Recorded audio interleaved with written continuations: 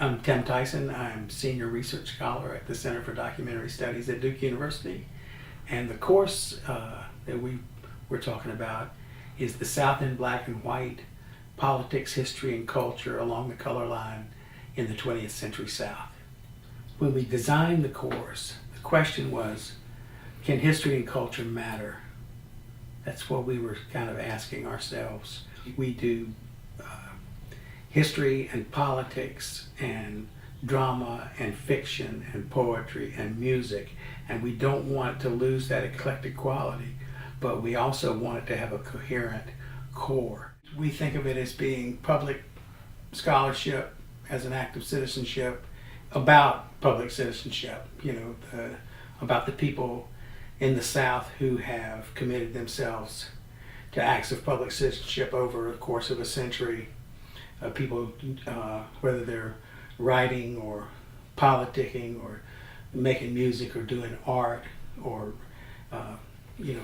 fighting for voting rights, or all the many things that Southerners have done in the 20th century to expand American democracy. There is a tradition, I think, of the South as a kind of crucible of democracy and a place where it's hammered out. It's been the battleground of American democracy. It's been the territory that has been struggled over throughout this whole story, the American story.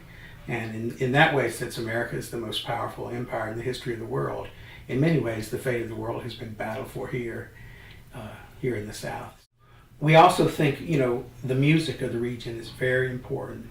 And Mary Williams is the best gospel singer I have ever heard.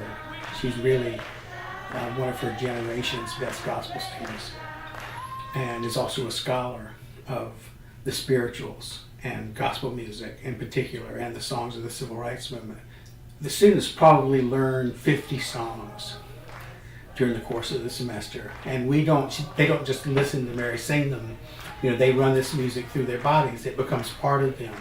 It both helps build a community inside the class, and it also it puts history through them. They literally take history in and send it out.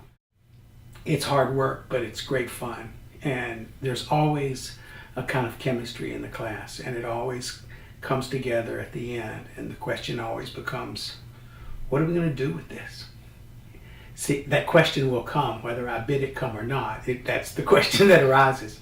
And the answer to that is always interesting and always complicated.